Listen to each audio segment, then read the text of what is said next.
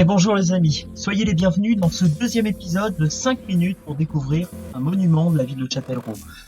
Nous sommes aujourd'hui dans un endroit particulièrement affectionné des Châtelleraudais. Nous sommes au bout du boulevard du célèbre intendant du Poitou, Blossac. Cet endroit est une des vitrines de notre ville. Et oui, vous l'avez trouvé, c'est le Square Gambetta ou le parc Blossac. Venez le découvrir avec moi dans 5 minutes pour découvrir le Square Gambetta. Nous sommes en plein centre-ville, à l'extrémité de l'avenue Pierre-Abelin, cette tranchée qui a percé le parc en 1961 pour relier l'hypercentre au fameux quartier de la Plaine d'Auzon. Regardons sur le cadastre napoléonien. J'ai trouvé aux archives du département un plan de la ville de 1833. Le jardin était alors un champ de foire avec une placette appelée Place de la Paix. On n'existe pas encore et c'est normal car il fut ouvert en 1874. En 1892, Henri Martinet a 35 ans. Il est architecte paysagiste et intendant des jardins de Versailles. Il dessine alors les plans du jardin. À son actif, il a les jardins de Biarritz, de Pau, d'Aix-les-Bains et même de Tokyo. Vous me direz quoi de plus beau qu'un jardin? L'espace clos où la nature est mise en scène. Au XIXe siècle, ils étaient très à la mode. D'ailleurs, le jardin public s'est diffusé par l'aristocratie de l'époque pour former des parcs urbains ou des jardins publics mis en valeur grâce au triptyque arbres, fleurs, gazon. Nous sommes au milieu du XIXe siècle. La ville de Châtellerault a envie de modernité. Par exemple, par l'éclairage au gaz dans les rues de la ville et surtout l'effacement des remparts. Les grandes voies de communication sont alors créées, élargies, embellies comme le faubourg Saint-Jacques à l'image des grands faubourgs haussmanniens parisiens. Toutes ces améliorations sont favorisées par le développement de la manufacture d'armes. Également la mise en lumière d'un grand champ de foire à l'est de la ville, c'est-à-dire l'esplanade Blossac que l'on connaît aujourd'hui. Et petite anecdote en passant, savez-vous à quoi servait le champ de foire? Eh bien, il était l'endroit où on installait les bois de justice, c'est-à-dire le lieu de la guillotine. En 1874 d'abord, puis en 1892, cet emplacement est devenu le Square Blossac. Très à la mode, il est construit tel un jardin anglais. Il s'organise selon des cheminements sinueux ouvrant sur des points de vue pittoresques. Ces points de vue sont des lieux où un peintre aimerait poser son chevalet, bien un homme d'aujourd'hui aimerait poster des photos sur Instagram. Il possède également des éléments de nature remarquables, comme des arbres rares au feuillage coloré, des troncs torturés, de la pelouse, des ruisseaux, un étang, un pont de belles statues et même une métairie. En plein boom de la révolution industrielle, le jardin irrégulier est une réaction assumée à la rigidité et la pauvreté de l'architecture des fabriques provenant du système économique.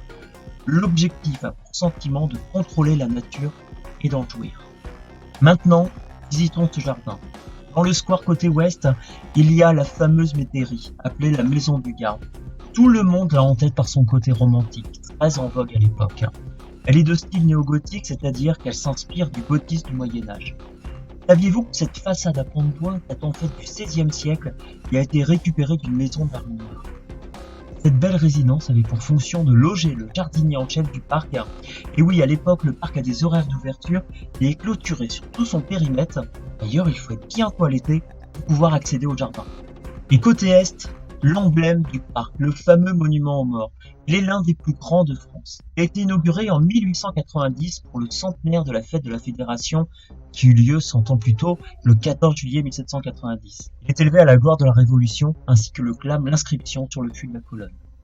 Il a été installé en profitant du mur de façade d'un imposant château d'eau, à savoir la ville a très vite connu d'excellentes conditions d'hygiène. En effet, 58 points d'eau propre se trouvaient répartis dans la ville, l'eau potable n'arrivant pas encore dans les habitations. Donc vous l'avez compris, le monument aux morts a été construit sur un château d'eau.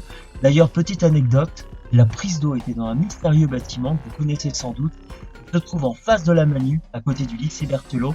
Il renfermait alors les pompes qui permettaient d'alimenter la ville en eau. Et encore visible sur le château d'eau, une inscription a été préservée sur le mur de celui-ci. En 1868, sous le règne de Napoléon III, Alexandre Rivière, maire de Châtellerault, a fait installer en vertu des délibérations du conseil municipal ces districts.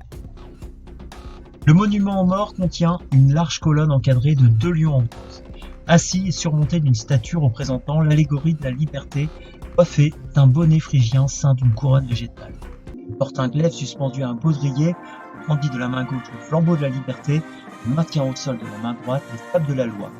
Et d'ailleurs, 2 petites anecdotes. La première, Elle est l'inverse de la Statue de la Liberté de Bartholdi. La statue a été créée durant la même époque, c'est-à-dire aux environs de 1890. Cette statue nous vient de Gustave Michel et il en existe une réplique à Jonzac, en Charente. En bas du monument aux morts, une autre statue commémore la Grande Guerre. Elle a été installée 3 décennies plus tard, en 1927. Le monument se compose d'un socle en pierre de taille. Au pied du socle, un casse de poilu avec des feuilles de chêne et de laurier. Une statue masculine en bronze tenant dans la main droite une petite allégorie de la victoire, reposant telle une statuette sur un petit socle. L'homme debout est coiffé à l'antique et tient une épée dans la main.